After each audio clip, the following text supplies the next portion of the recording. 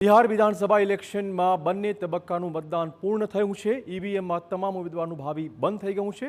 14મી નવેમ્બરે આવશે પરિણામો, પરંતુ હાલ એક્ઝિટ પોલના આંકડા સામે આવ્યા હતા।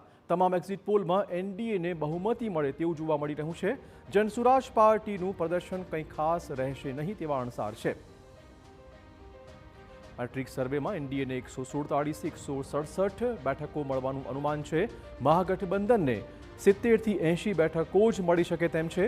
જનસુરાજ પાર્ટીને 0 થી 2 બેઠકો અને અન્યોને 2 થી 8 બેઠકો મળશે તેવી સંભાવના એક્ઝિટ પોલમાં બતાવાઈ રહી છે।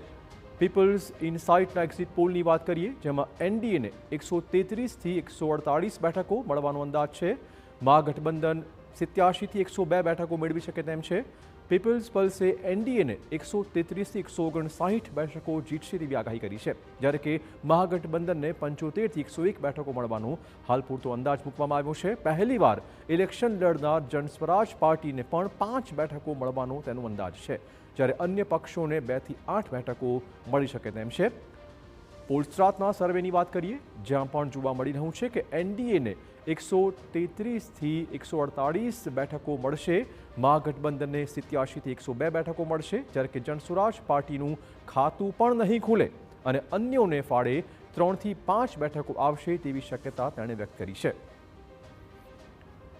જીવીસી પોલની વાત કરાય તો તેના સર્વેની વાત કરીએ તો એનડીએને 135 થી 150 બેઠકો મળવાનો અંદાજ, મહાગઠબંધનને 88 થી 103 બેઠકો મળવાની શક્યતા, જનસ્વરાજ પાર્ટીને 1 અને અન્યોને 3 થી 6 બેઠકો મળે તેવી આગાહી તેમણે કરી છે।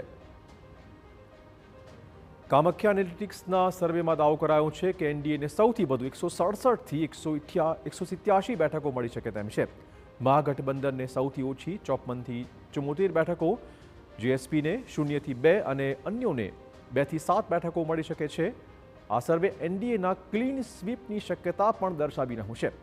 ચાણક્યના સર્વે પ્રમાણે એનડીએને 130 થી 138 બેઠકો મળી શકે તેમ છે, મહાગઠબંધનને 100 થી 108 બેઠકો મળે તેવી શક્યતાઓ, જનસ્વરાજ પાર્ટી ખાતું નહીં ખોલાવી શકે, અન્ય નફાડે 3 થી 5 બેઠકો જાય તેવી શક્યતા।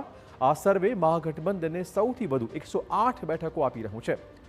ટીફ રિસર્ચ સર્વેના તારણ પ્રમાણે એનડીએને 145 થી 163 બેઠકો મળવાની શક્યતા, મહાગઠબંધનને 76 થી 95 બેઠકો મળવાની શક્યતા, જીએસપી તથા અન્યના ફાળે એક પણ બેઠક નહીં આવે તેવી શક્યતાઓ છે।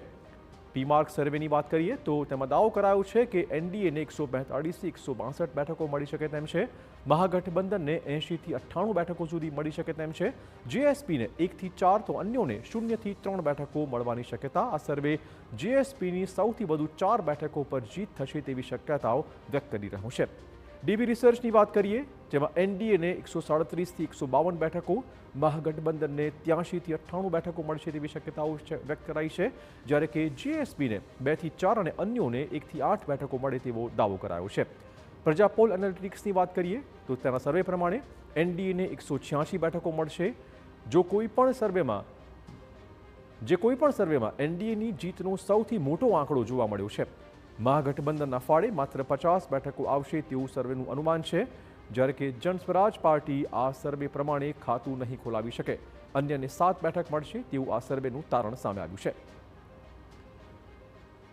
અને મહાપોલની વાત કરીએ તો આ 9 સર્વેના સરેરાશ પ્રમાણે એનડીએને 147 બેઠકો પર જીત મળશે, મહાગઠબંધન 80 થી 90 બેઠકો જીતશે, જ્યારે કે જનસ્વરાજ પાર્ટી 2 બેઠકો જીતવામાં સફળ નીવડશે તેવી હાલ પૂરતી શક્યતાઓ છે।